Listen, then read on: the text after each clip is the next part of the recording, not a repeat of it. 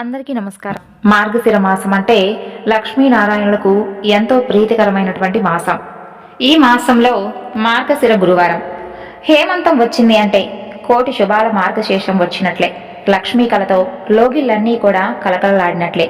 ఎటు విన్నా లక్ష్మీ నమస్తుభ్యం, ఎటు చూసినా నమస్తేస్తు మహామాయే అంటూ ఆ అమ్మను ఆర్తితో స్తుతించడం, పూజించడం వీణుల విందుగా వినిపిస్తూ నయనాల విందం చేస్తూ ఉంటుంది. శ్రీ మహావిష్ణువుకి ఎంతో ప్రీతిపాత్రమైనటువంటి ఈ మాసం ఆయన సతీమణి అయినటువంటి మహాలక్ష్మికి కూడా ఎంతో ప్రీతికరమైనది. ఈ మాసంలో వచ్చేటటువంటి మొదటి గురువారం ఈరోజు కాబట్టి ఈ గురువారం నుండి 5 వారాల పాటు అమ్మను నియమ నిష్ఠలతో కొలిచిన వారికి కోరిన వరాలను ప్రసాదిస్తుంది అమ్మవారు. మార్గశిర మాసంలో అమ్మవారిని ఎవరైతే మనస్ఫూర్తిగా ధ్యానిస్తారో, పూజిస్తారో సంవత్సరంలో మిగిలినటువంటి 11 మాసాల్లోనూ వారికి అష్టలక్ష్మి వైభవం సమకూరుతుంది. వారి మార్గం విజయపదమై విరాజిల్లుతుంది. మరి అంతటి పరమ పవిత్రమైనటువంటి ఆ వ్రత కథ గురించి ఈరోజు మనం తెలుసుకుందాం. పూర్వం కళింగ దేశమందు ఒక బ్రాహ్మణుడు ఉన్నాడు. అతనికి సుశీల అనేటటువంటి ఒక కూతురు ఉంది. ఆమెకు చిన్నతనం నుండి తల్లి చనిపోయినందున తన సవతి తల్లి తన పిల్లలను ఆడిస్తూ ఉండమని చెప్పి కొంచెం బెల్లాన్ని ఇచ్చింది.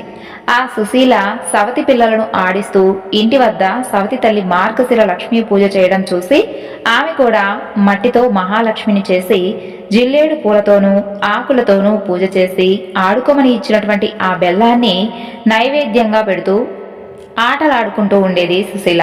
అలా కొన్ని సంవత్సరాల తరువాత సుశీలకు వివాహం జరిగింది.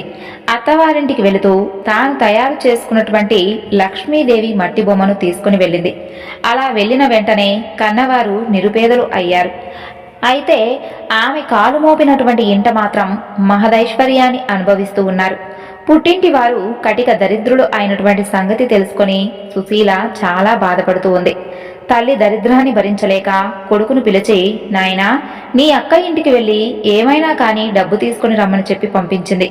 సుశీల ఇంటికి తమ్ముడు వెళ్ళి వారి దరిద్రం గురించి వివరించాడు. దరిద్రం గురించి తెలుసుకున్నటువంటి సుశీల ఒక కర్రను దొలిపించి దాని నిండా వరహాలు పోసి అతనికి ఇచ్చింది. ఆ చిన్నవాడు కర్రను పట్టుకుని వెళుతూ ఉండగా దానిలో కర్ర వదిలి వెళ్ళిపోయాడు. ఆ కర్ర ఎవరో తీసుకుని అక్కడి నుండి వెళ్ళిపోయారు. ఇంటికి చేరుకున్నటువంటి కొడుకును తల్లి ఏమి తెచ్చావు అని అడగగా ఏమీ తేలేదు అమ్మా అని చెబుతాడు. మన దరిద్రం ఇంతేననుకుంటారు. అలా కొంతకాలం తరువాత సుశీల తమ్ముని యొక్క పరిస్థితిని అడిగి తెలుసుకుంటుంది. వారి దరిద్రంలో ఎటువంటి మార్పు రాలేదని తెలిసి ఒక చెప్పుల జతను తెప్పించి వాటిలో వరహాలు పోసి కుట్టించి వాటికి గుడ్డ చుట్టి తమ్మునికి ఇచ్చి అది తీసుకుని వెళ్లి తండ్రికి ఇమ్మని చెబుతుంది. సరే అని తీసుకుని వెళ్లి మార్గ మధ్యంలో దాహం వేసి ఒక చెరువు గట్టున చెప్పులు మూటను పెట్టి నీరు తాగి వచ్చేసరికి ఎవరో కాని వాటిని తీసుకుని వెళ్ళిపోతారు. ఇక జరిగినటువంటి విషయం అంతా కూడా తల్లికి చెబుతాడు ఆ పిల్లవాడు.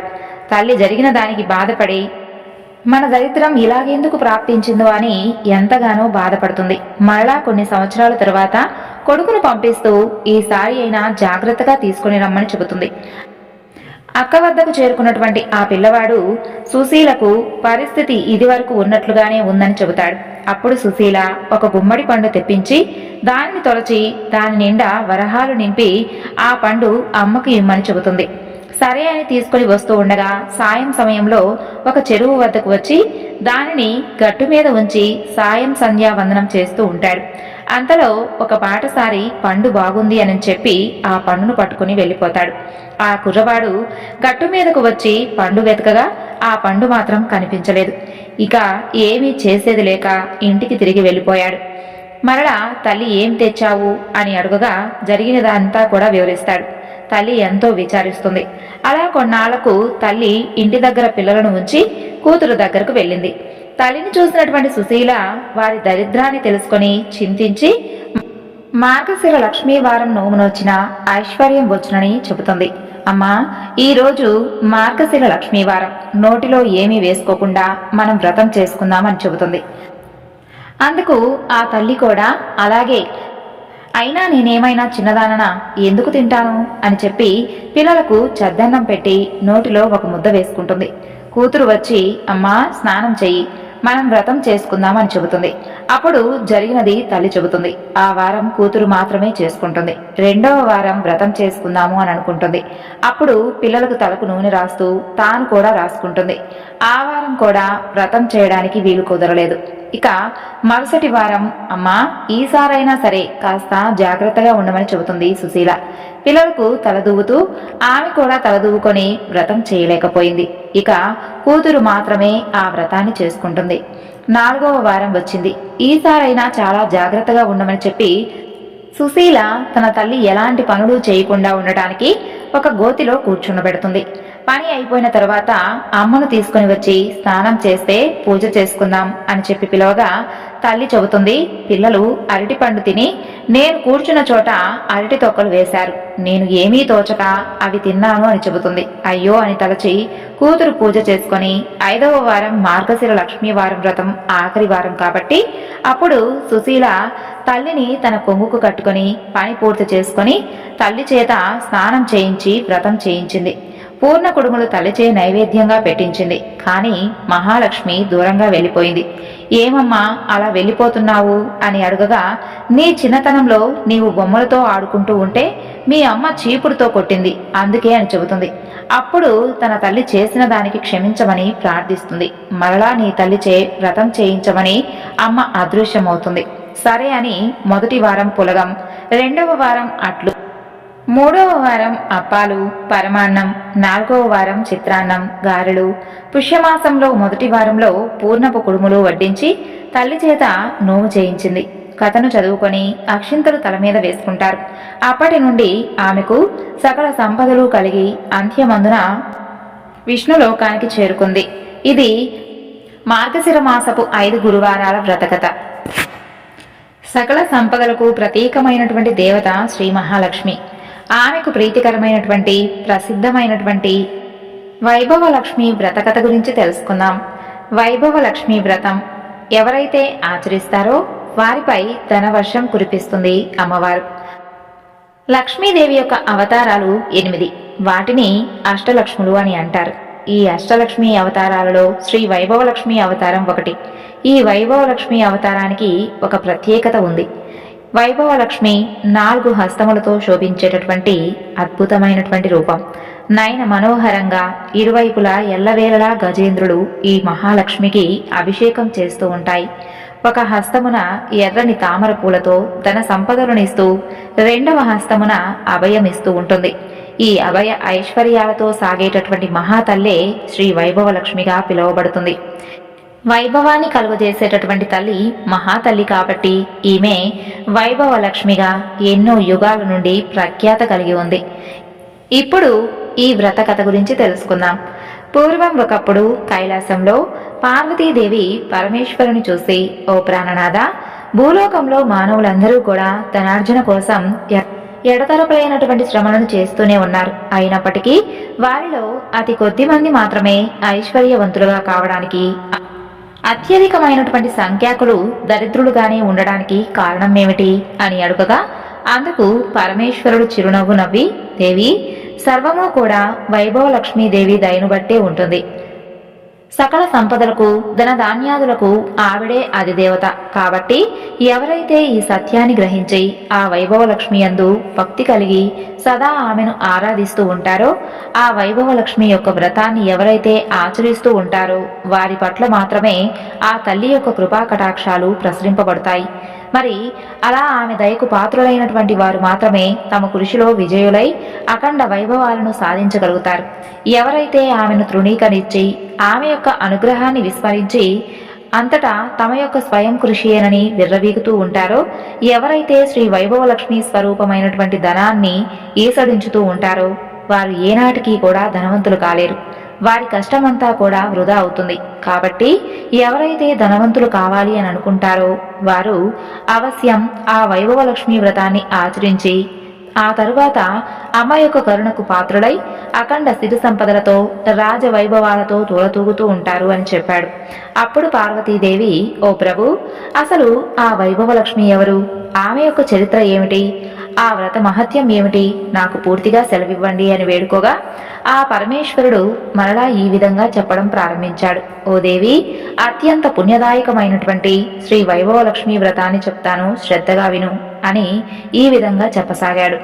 పూర్వం ఒకప్పుడు భృగు మహర్షి ఆ పరాశక్తి కొరకై తపస్సు చేశాడు. అందుకు ఆ అమ్మ సంతోషించి ఆ మునికి ప్రత్యక్షమై ఏం వరం కావాలో కోరుకోమని అడిగింది. అప్పుడు భృగు మహర్షి ఆమెకు నమస్కరించి, ఓ తల్లి, ఈ ప్రపంచం మొత్తము కూడా 3 ముఖ్యమైనటువంటి అవసరాలు ఉన్నాయి. వాటిలో శక్తి, యుక్తి, భుక్తి అనేటటువంటి వాటిపైననే నడుస్తూ ఉంది. మరి మహామయమైనటువంటి నీ యొక్క శక్తి కళ పార్వతి అయి పరమేశ్వరునికి అర్ధాంగిగా సేవించబడుతూ ఉంది. ఇక నీ యొక్క విద్యాకళ సరస్వతి అయి బ్రహ్మతో మసలుతూ ఉంది. ఇక స్థితికారకమైనటువంటి నీ యొక్క వైభవ కళతో నా కుమార్తెగా జన్మించు అని కోరెను. ఆ తల్లి అతని కోరికను మన్నించి తత్ఫలముగానే భృగువుకు వైభవలక్ష్మిగా అవతరించింది. ఆ తరువాత భృగు ఆమెను విష్ణువుకి ఇచ్చి వివాహం జరిపించాడు. శ్రీహరి కోరికపై ఆ భార్గవీదేవి దేవతలందరికీ కూడా ఎనలేనటువంటి సంపదలను వైభవాలను సంతరించి స్వర్గలక్ష్మిగా వాసిగెక్కింది. కానీ ఐశ్వర్య మదంతో ఇంద్రుడు చేసినటువంటి ఒక పనికి దుర్వాసుడు ఇచ్చినటువంటి శాప కారణంగా ఆ వైభవలక్ష్మి అక్కడి నుండి వెళ్ళిపోయింది. ఇంద్రుడు దరిద్ర పీడితుడై విష్ణువును ఆశ్రయించాడు. భార్య విరహతప్తుడైనటువంటి విష్ణువు కూడా ఆలోచించి లక్ష్మీమయమైనటువంటి క్షీరసాగరాన్ని మదించడం వల్లనే తిరిగి లక్ష్మిని పొందవచ్చని చెబుతాడు. ఆ కారణంగా దేవాసురులు మందరగిరిని కవ్వంగాను వాసుకి అనేటటువంటి మహాసర్పాన్ని కవపు తాటిగాను అమర్చి క్షీరసాగరాన్ని మదించగా వైభవలక్ష్మి తిరిగి మరలా లోకాలను కరుణించింది. ఆ సమయంలో ఇంద్రాది దేవతలు చేసినటువంటి ప్రార్థనలను మన్నించి ఆ తల్లి 8 మూర్తులుగా భాషించింది. ఆ 8 మూర్తులే ఆదిలక్ష్మి, ధాన్యలక్ష్మి, ధైర్యలక్ష్మి, రాజ్యలక్ష్మి, సంతానలక్ష్మి, విజయలక్ష్మి, విద్యాలక్ష్మి, ధనలక్ష్మి. ఈ 8 మూర్తులలో సర్వశ్రేష్టమైనదే ధనలక్ష్మీదేవి. ఆమెనే ఐశ్వర్యలక్ష్మి, వైభవలక్ష్మి అని పిలుస్తారు. సర్వ ఐశ్వర్య ప్రదాయిని అయినటువంటి ఆ తల్లి మహాభిమాని. ఆమె యందు కొంచెము కూడా అపచారం జరిగినా మన్నించదు. అందుకు ఉదాహరణ చెబుతాను, విను. భక్త సులభమైనటువంటి ఆ తల్లి, అత్యంత కరుణామయ అయినటువంటి ఆ తల్లి లీలలు ఎన్ని చెప్పినా కూడా తనివి తీరవు పార్వతి అంటూ పరమేశ్వరుడు ఈ కథను వివరిస్తాడు. చాలా కాలం క్రితం ప్రతిష్టానపురంలో శీల, సుశీల, గుణశీల, విశాల అనేటటువంటి 4 అక్కా చెల్లెలు ఉండేవారు. వారు వైభవలక్ష్మి భక్తులైనటువంటి ఆ 4 కన్యలకు కూడా ఆ ఊరిలో ఉన్న వారితోనే తవంశ సంజాతులైనటువంటి 4 యువకులతో వివాహాలు జరుగుతాయి. ఆ పిల్లల యొక్క అదృష్టవశాత్తు వారి భర్తలు 4 కూడా వివిధ వృత్తుల ద్వారా చక్కని సంపాదనలు కలిగి ఆస్తిపరులై ఆరోగ్యవంతులై విరాజిల్లుతూ ఉండేవారు.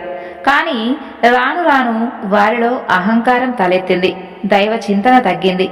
వైభవలక్ష్మీదేవి యొక్క అనుగ్రహాన్ని విస్మరించి అంతా కూడా కేవలం వారి యొక్క ప్రయోజనాత్మకమే అని అనుకుంటారు. మహాపండితులైనటువంటి శీలభర్తకు తన యొక్క పాండిత్యం వల్లనే ప్రపంచం తనను గౌరవిస్తుందని భావన కలుగుతుంది. అందులో వైభవలక్ష్మి దయ ఏముంటుంది? నా నోట్లో విద్య ఉంది, ఎంత గొప్పవారైనా సరే నాకు డబ్బులిచ్చి సన్మానించక ఏం చేస్తారు అని భావిస్తాడు. ఎంతటి ధనవంతులైనా తన విద్య ముందు బలాదూర్ అని అనుకుంటాడు. అందుకు ఆ వైభవలక్ష్మీదేవి కోపగించి అతనికి తగినటువంటి గుణపాఠం చెప్పాలి అని అనుకుంటుంది. అంతటితో అతని సంపాదన పూర్తిగా పోతుంది. అతని పాండిత్యానికి విలువ లేకుండా పోతుంది. సంపాదించినటువంటి ధనం అంతా కూడా ఖర్చయిపోతూ ఉంటుంది. చివరకు కట్టుబట్టలతో మిగిలిపోయి ఉంటాడు. అతని యొక్క దారిద్ర్యాన్ని చూసి సమాజం అతనిని దూరంగా నెట్టివేస్తుంది. అతని కుటుంబం మొత్తం ఆకలి దప్పులతో అలమటిస్తూ ఉన్నారు. ఇక సుశీల భర్త రాజుగారి ఆస్థానంలో ఉపదళాధిపతిగా ఉండేవాడు. ఒకానొక యుద్ధంలో అపూర్వమైనటువంటి విజయాన్ని సాధించి ఆ రాజు చేత గౌరవించబడి అహంకారంతో తన బలం ముందు ప్రపంచమంతా కూడా దాసోహమే అని విర్రవీగసాగాడు. తన యొక్క ధనార్జనకు తన బలమే కారణం అని భ్రమపడ్డాడు. అందుకు ధనలక్ష్మి యొక్క ప్రమేయం ఏమాత్రమూ లేదు అని అనుకుంటాడు. అందుకు ఆ అమ్మవారు ఆగ్రహిస్తుంది. అంతటితో అతనిలో ఉన్నటువంటి సద్బుద్ధి నశించిపోతుంది. అనుకోని వైరముతో ఒక గొప్ప ధనవంతుడితో గొడవకు దిగుతాడు. అతనిని తను అడిగినటువంటి ధనం ఇవ్వకపోతే నాశనం చేస్తాను అని చెబుతాడు.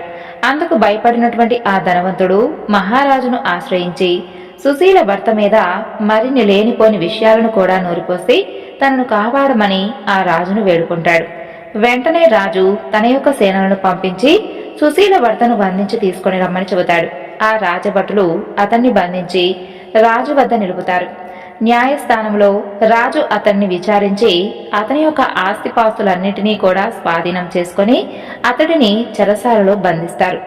ఈ విధంగా సుశీల కాపురం కష్టాల పాలవుతుంది. ఇక వ్యాపారస్తుడైనటువంటి గుణశీల భర్త దైవానుగ్రహం కన్నా కూడా తన తెలివితేటలే వ్యాపారంలో ముఖ్యమని చెప్పి అనుకుంటూ తన యొక్క పెట్టుబడితో మాటకారితనంతో మాత్రమే సంపదలన్నీ కూడా కలిగాయని, అంతేకాకుండా సంపాదించినదంతా కూడా దైవానుగ్రహం వలననే అనుకోవడం మూర్ఖత్వం అవుతుందని భావిస్తాడు. అతను దైవారాధనలు అన్నీ కూడా మానివేస్తాడు. అతనికి ఉన్నటువంటి తలపొగరు వలన సాటి వ్యాపారులు అతనికి సహకరించడం కూడా మానివేస్తారు. అతని యొక్క వ్యాపార లావాదేవీలు అన్నీ కూడా సన్నగిల్లి అతని యొక్క రాబడి తగ్గిపోతుంది. అంతటితో అతని కుటుంబం మొత్తం దారిద్ర్యంలో మునిగిపోతుంది. ఇక చివరిదైనటువంటి విశాల భర్త మంచివాడే కానీ అధిక సంపాదన వలన చెడు స్నేహాలు పెరిగిపోతాయి. కష్టపడి సంపాదించిన దానితో సుఖపడాలే కానీ పూజలు వ్రతాలు అంటూ వృధా ఖర్చు చేయడం దేనికి అని అనుకుంటాడు. అందువలన చెడు మిత్రుల వలన దురలవాట్ల పాలయ్యాడు. మద్యపానం, వ్యభిచారం, జూదం మొదలైనటువంటి చెడు వ్యసనాలకు బానిసయ్యాడు. ఆ కారణం చేత అతని యొక్క సంపాదన అంతా కూడా హారతి కర్పూరం వలె కరిగిపోయింది. చివరకు అతను దరిద్రుడైపోయాడు. రుణదాతల పీడ, పేదరికపు బాధ, వదులుకోలేనటువంటి వ్యసనాలతో అతను దుర్మార్గుడుగా మారిపోయాడు. తరచూ కూడా విశాలను హింసిస్తూ ఉండేవాడు. అయినా ఆ నలుగురు అక్కచెల్లెలు మాత్రం ఏదో ఒకనాటికి ఆ జగన్మాత అయినటువంటి శ్రీ వైభవలక్ష్మీదేవి తమను అనుగ్రహిస్తుంది అనేటటువంటి నమ్మకంతో తన భర్తలను మంచి దారిలో పెట్టి తమకు పూర్వ వైభవాన్ని కలిగిస్తుంది అనేటటువంటి నమ్మకాన్ని, విశ్వాసాన్ని ఉంచేవారు. అయితే తాము పస్తులు ఉండినా పర్వాలేదు కానీ తమ బిడ్డలకైనా సరే రవ్వంత ఆహారాన్ని ప్రసాదించమని పదే పదే ఆ లక్ష్మీదేవిని ప్రార్థిస్తూ ఉండేవారు. అందుకు ఆ అమ్మవారికి వారిపై దయ కలుగుతుంది. ఒకనాడు ఆ నలుగురు సోదరీమణులు కలిసి తనను ప్రార్థిస్తున్నటువంటి శుభ సందర్భములలో ఆ వైభవలక్ష్మీదేవి ఒక వృద్ధ స్త్రీ రూపంలో వచ్చి వారిని పలుకరించి ఇలా చెప్పసాగింది. పిల్లలు, మీ భక్తి ప్రపత్తులను చూస్తూ ఉంటే నాకు చాలా ఆనందంగా ఉంది. ఏ వైభవలక్ష్మి అనుగ్రహానికి మీరింత విపరీతంగా ఆవేదన పడుతూ ఉన్నారో ఆ వైభవలక్ష్మి ప్రసాదం అతి త్వరగా సిద్ధించేటటువంటి మార్గాన్ని చెబుతాను. తక్షణమే మీ అక్కా చెల్లెళ్ళు నలుగురు కలిసి మీ ఇళ్లలో వైభవలక్ష్మి వ్రతాన్ని ఆచరించండి. అవ్వ చెప్పినదంతా కూడా విన్నటువంటి ఆ అక్కా చెల్లెళ్ళు అత్యంత సంతుష్టమైనటువంటి హృదయులై, ఓ అవ్వ, ఇంతకు ఈ వ్రతాన్ని ఏ విధంగా చేయాలి? ప్రస్తుతం మేము దరిద్రంలో ఉన్నాం కదా, ఆ వ్రతానికి ఎంత ఖర్చు అవుతుంది అని ప్రశ్నిస్తారు. అందుకు ఆ వృద్ధమాత చిరుమందహాసం చేస్తూ ఇలా చెబుతుంది. ఓ అమ్మాయిలు, ఇదేమి ఖర్చుతో కూడినటువంటి పని కాదు సుమా. ఎప్పుడైనా సరే 4 లేక 6 లేక 8 అంతకు మించి 11 లేదా 21 గురువారములు కానీ శుక్రవారములు కానీ ఈ వ్రతాన్ని ఆచరించాలి. ఈ వ్రతాన్ని గురువారాలు చేసేవారు తాము మొక్కుకున్నటువంటి వారాలను చేసి ఆఖరి గురువారం నాటి మరునాడు వచ్చేటటువంటి శుక్రవారం నాడు ఉద్యాపన చేయాలి. శుక్రవారములు చేసుకునేవారు ఆఖరి శుక్రవారం నాడే ఉద్యాపన చేసుకోవాలి. ముందుగా మీకు తోచినటువంటి గురువారము లేదా శుక్రవారము నాడు కానీ ఉదయమే లేచి కాలకృత్యములు తీర్చుకొని ఇంటిని అలంకరించుకొని తలంటు పోసుకొని, అమ్మా వైభవలక్ష్మీదేవి, ఈ రోజు మొదలు ఇన్ని గురువారములు లేదా ఇన్ని శుక్రవారములు నీ యొక్క వ్రతాన్ని ఆచరిస్తున్నాను తల్లి. నాకు అందుకు తగినటువంటి శక్తిని ప్రసాదించు. నేను చేసేటటువంటి ఈ వ్రతంతో సంతృప్తురాలవై నా కోరికలను నెరవేర్చు తల్లి అని మొక్కుకోవాలి. ఇక ఆ రోజంతా కూడా ఉపవాసం ఉండి ఆ సాయంత్రం సూర్యాస్తమయం తరువాత పూజను ప్రారంభించాలి. ఈ వ్రతానికి ఖర్చు కన్నా కూడా శుచి శుభ్రతలు, సదాచార పాలనము ఎంతో ముఖ్యం.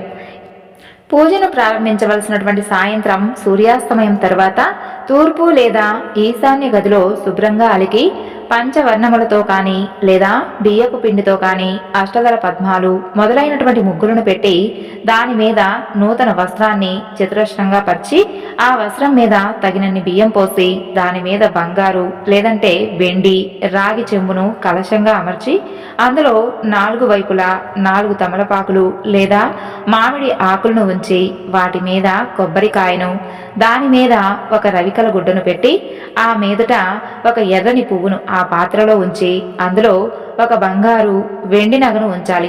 అందుకు కూడా శక్తి లేని వారు ఆ సమయానికి చలామణిలో ఉన్నటువంటి నాణ్యాన్ని ఉంచాలి.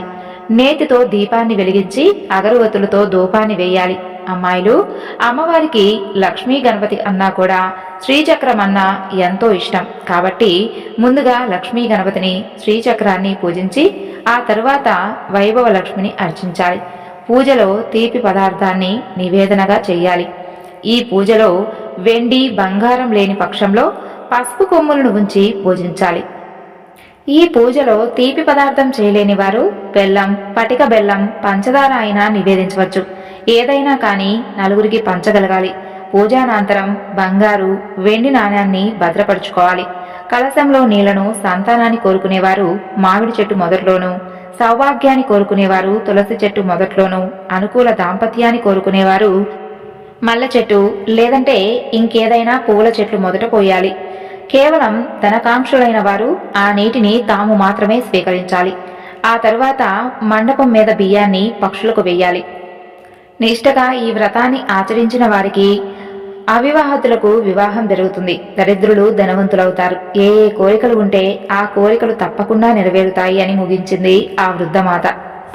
అదంతా విన్నటువంటి ఆ అక్క చెల్లెళ్ళు నలుగురు తక్షణమే వారి వారి తాహతను బట్టి 4, 8, 11, 21 వారముల పాటు ఆ వ్రతాన్ని మొక్కుకున్నారు. మరుసటి శుక్రవారమే వ్రతాన్ని ఆరంభించారు. ఆ నలుగురు కూడా కడుపేద వాళ్లై ఉండడం చేత రాగి కలశమును వాడారు. అందరికన్నా అధిక దరిద్రులైనటువంటి శీల కలశంలో రాగి నాణ్యాన్ని ఉంచి పూజించింది. సుశీల రూపాయి నాణ్యాన్ని ఉంచి పూజించింది. గుణశీల తన ఇంట ఉన్నటువంటి వెండి నాణ్యాన్ని ఉంచి పూజించింది. చివరిది అయినటువంటి విశాల తన యొక్క ముక్కెలను ఉంచి ధనలక్ష్మిగా ఆరాధించింది. ఎవరు ఏ ఏ రూపాలలో ఆరాధించినప్పటికీ వారి యొక్క నిర్మలమైనటువంటి భక్తిని స్వీకరించే తల్లి ఆ వైభవ లక్ష్మీదేవి. వారు వ్రతము ప్రారంభించినటువంటి అతి కొద్ది సమయంలోనే శీల భర్త యొక్క పాండిత్యం ప్రాచుర్యం పొంది అందరిచే గౌరవించబడి తిరిగి అతనికి సంఘంలో గౌరవ మర్యాదలు లభించాయి. ఆ తరువాత వారు ఉన్నతులయ్యారు. సుశీల ఆచరించినటువంటి వ్రత ఫలితంగా వారి రాజ్యానికి ఒక యుద్ధం ఏర్పడింది. ఆ యుద్ధ నిమిత్తం అంతకు పూర్వమే లబ్ధ ప్రతిష్ఠుడైనటువంటి సుశీల భర్తను విడుదల చేసి అతనిని దళపతిగా అభిషేకించి ఆ తరువాత యుద్ధానికి పంపక తప్పలేదు. ఆ యుద్ధంలో అమ్మవారి దయ వలన సుశీల భర్త విజయం సాధించడంతో అతనిని గత నేరాలన్నీ కూడా మాన్పించబడి దళపతిగా స్థిరపడ్డాడు. అంతటితో సుశీల కుటుంబం బాగుపడింది. ఆకస్మికంగా ఏర్పడినటువంటి వ్యాపార మార్పుల వలన కొన్ని ప్రత్యేకమైనటువంటి దినుసుల ఎగుమతి దిగుమతి విషయంలో గుణశీల భర్త వెలుగులోకి వచ్చాడు. ఇతర వ్యాపారస్తులందరూ కూడా అతనినే ఆశ్రయించారు. సహజంగానే తెలియగలిగినటువంటి గుణశీల భర్త ఆ అవకాశాన్ని వినియోగించుకుంటాడు. తద్వారా వారి కుటుంబం కూడా పూర్వ వైభవాన్ని పొందుతుంది. ఇక చివరిదైనటువంటి విశాల వ్రతారంభం చేయగానే అమ్మవారి దయ వలన ఆమె భర్త క్రమంగా చెడు వ్యసనాలు అన్నీ కూడా ఒకదాని తరువాత ఒకటిగా అన్నింటినీ వదిలివేశాడు. తన కుటుంబం పట్ల ఎంతో శ్రద్ధ కనపరిచాడు. వారి కుటుంబం కూడా పూర్వంగానే సుఖ సంతోషాలతో జీవించసాగింది. కాబట్టి స్త్రీలు కానీ పురుషులు కానీ వృద్ధులు కానీ పిల్లలు కానీ ఎవరైనా కానీ తనను పూజించినా తక్షణమే ఆ అమ్మ కరుణించి వారి కోరికలను తప్పకుండా నెరవేరుస్తుంది. ఇది వైభవ లక్ష్మీదేవి యొక్క వ్రత కథ. ఈ వివరణ మీకు నచ్చింది అనుకుంటున్నాను. నచ్చితే తప్పకుండా లైక్ చేసి మరికొంతమందికి షేర్ చేయండి.